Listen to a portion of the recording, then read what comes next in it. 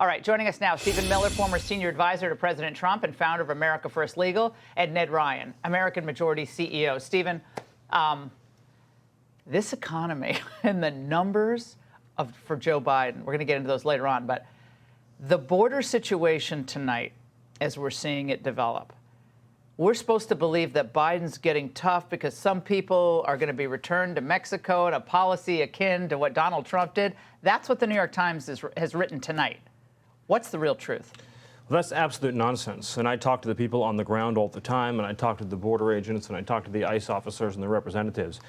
And they know this is the exact same line we've heard now for 2 years. They say, oh, no, this time we're really going to enforce the law. This time we're really going to do it. It's going to be the same thing we've seen, but times orders of magnitude. They're going to be releasing individuals by the millions over the next 2 years into this country. We've seen 10,000 apprehensions nearly in recent days on average, and we've seen over 20,000 gotaways in the last week. That averages, if you include the unknown gotaways, over 500,000 a month. That's the population of San Antonio every 3 months, Laura. This is the mass resettlement of illegal aliens with an increasing number of single adult men, unvetted and unknown, being released into the country. Well, today the White House made this claim ahead of Title 42 expiring. Watch this. We are confident that with the tools that we have in front of us, that we are doing everything that we can. We have a robust multi-agency plan to humanely manage the border through enforcement, deterrence, and diplomacy. Again, Congress has failed to act. Ned, Congress has failed to act as we see a crisis, an enduring crisis now for the last 2 years at our border, about to get exponentially worse.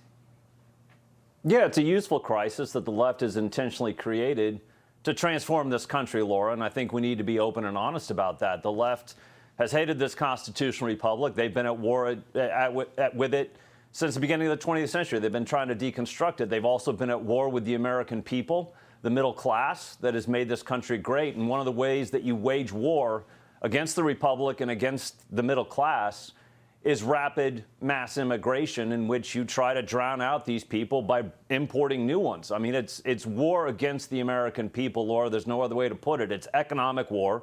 If you think it's bad now, wait till we get millions more into this country, in which we'll have to have draconian taxes to fund the social welfare systems to keep them from imploding. It's war against our institutions. It's war against our election system. It's war against our social and civic fabric. But even more so, Laura, it's just war against our democratic republic. If you do not have an enforceable border, you do not have sovereignty. If you don't have sovereignty, you don't have a country. And if you don't have a country, you don't have citizenship. You're just a citizen of the global order ruled by the World Economic Forum. That's where the left is headed. That's what they intend to do. This is all intentional.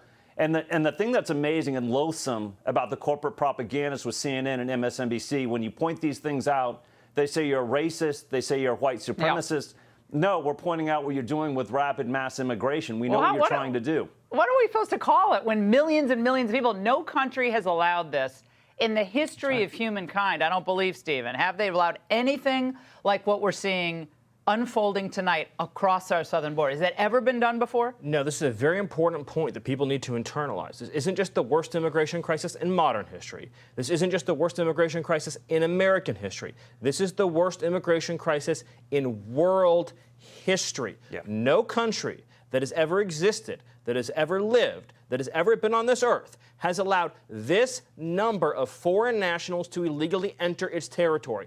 We are living in uncharted waters.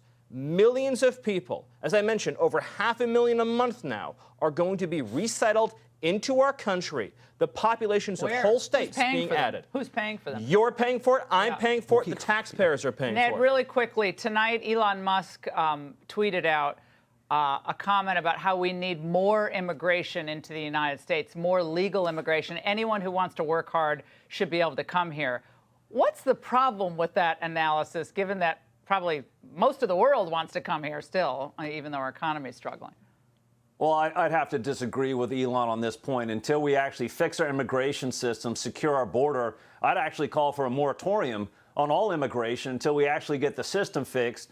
And then we actually go to a merit system, Lord, to decide who will come into this country and be a beneficial citizen or a green card to this country. I'm not for it until we actually figure out how to fix this system. And Well, once how we about do who's that, here? then we can have that Yeah. conversation. We don't even know who's here. It's not like wages are That's going right. up to match inflation. So everyone always wants to keep wages down. Steve, you've been so great about this over the years. Flood the country with more immigrants. We don't know who's here already. What does that do to wages? This Keeps is them a down. war on the middle class. It's a war on the Yes. working class. It's a war on unemployed Americans. It's a war on everybody who's striving for a Yeah. higher wage, a promotion, a better standard of living. If Republicans step forward and talk the way you've talked about it, Laura, for your whole career and said this is an attack on working people to pad the bottom lines of corporations, they will win a congressional landslide. Talk that way, think that way, be clear and convicted, and say Joe Biden's the party of Wall Street, globalists, and those who hate the middle class. Yeah, big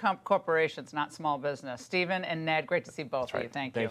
Hey, Sean Hannity here. Hey, click here to subscribe to Fox News YouTube page and catch our hottest interviews and most compelling analysis. You will not get it anywhere else.